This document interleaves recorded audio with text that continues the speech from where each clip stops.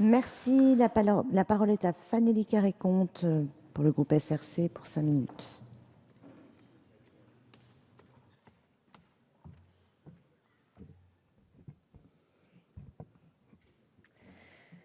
Madame la Présidente, Monsieur le Ministre, Monsieur le rapporteur, Madame la Présidente de Commission, chers collègues. Le projet de loi que nous examinons porte sur plusieurs enjeux majeurs et j'évoquerai d'abord celui de la formation professionnelle. La formation professionnelle et la manière dont nous souhaitons la faire évoluer renvoient à des questions plus larges sur notre modèle économique et social. D'une part, la question de l'articulation des temps de la vie et finalement de la place du travail au sein de ceux-ci. Avec ce texte, nous rappelons ce que nous savons déjà, mais qu'il est bon d'acter définitivement. Les temps de la vie ne s'articulent plus selon un schéma linéaire formation, travail, retraite. La période où l'on travaille devrait être couplée en permanence avec des temps de formation, et ce, tout au long de la vie. Et ceci nous permet d'affirmer que les dés ne sauraient être définitivement jetés à la sortie de la formation initiale et qu'il est possible ensuite d'avoir d'autres chances de se créer d'autres parcours. D'autre part, ce projet de loi nous invite à parler du rôle des dépenses sociales au sens large du terme. Par ce texte, nous montrons que celles-ci ne sont pas un coût, mais bien un investissement qui s'inscrit dans une stratégie de long terme, bénéfique à l'ensemble de notre société, à notre avenir collectif, par l'amélioration de notre situation économique. Contre les théories qui pointent de manière simpliste les coûts de production, et en particulier le coût du travail comme seul responsable des difficultés de compétitivité, nous croyons à l'inverse qu'un des éléments essentiels de l'amélioration de la qualité de notre production et des emplois passe par la qualification de la main-d'œuvre. Et que de ce point de vue, l'accès de tous à la formation professionnelle, et en particulier de ceux qui sont les plus éloignés de l'emploi, les moins qualifiés, doit être un objectif majeur. C'est un renversement de perspective qu'il faut assumer. Pour nous, le travail n'est pas un coût, c'est au contraire un atout dans lequel il faut investir.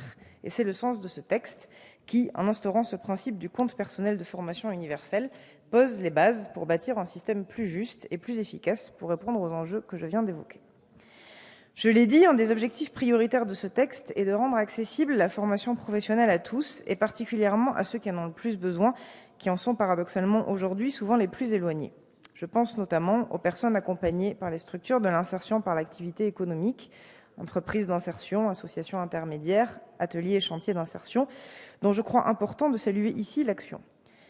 Une réforme de l'IAE a été engagée ces derniers mois. Le texte que nous examinons contribue à sa mise en œuvre et à sa concrétisation. Il est essentiel que les dispositifs mis en place dans ce texte soient accessibles à toutes les personnes en parcours d'insertion, tant au niveau du temps où elles sont salariées qu'au titre de demandeurs d'emploi, car rappelons que les personnes en insertion ont bien ce double statut, salarié, demandeur d'emploi. Les débats nous permettront, je le sais, d'apporter toutes les assurances sur ce point. Ce texte ouvre donc un nouveau droit en créant un compte universel, c'est-à-dire destiné à tous. Ce faisant, nous devons, à partir des mécanismes posés par ce texte, ouvrir ensuite la voie à d'autres étapes, notamment concernant la question de l'alimentation du compte pour les personnes qui n'ont pas d'emploi ou des emplois très précaires ou partiels. Également, une réflexion plus large sur les politiques à destination des personnes les plus éloignées de l'emploi devra continuer à être menée.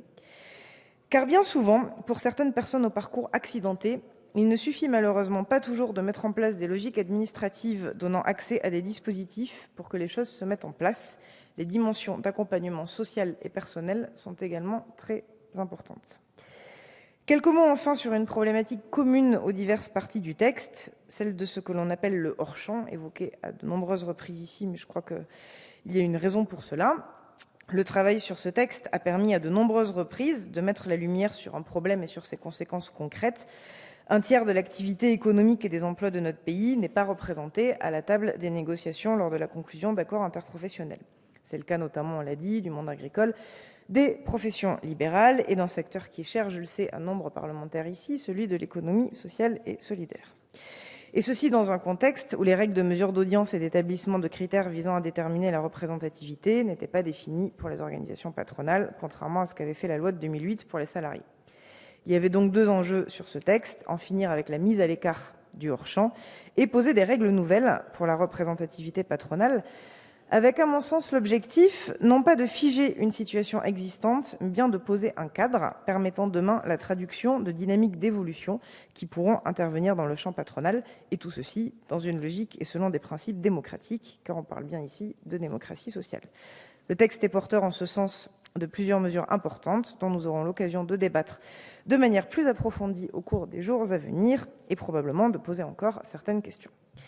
Voilà quelques points que je souhaitais mettre en avant autour de ce texte, porteur d'évolutions importantes pour des sujets essentiels et très concrets pour nos concitoyens, pour l'emploi, pour la démocratie, pour le progrès social, ce qui nous promet donc, dans les heures qui viennent, de riches et stimulants débats. Merci. Merci.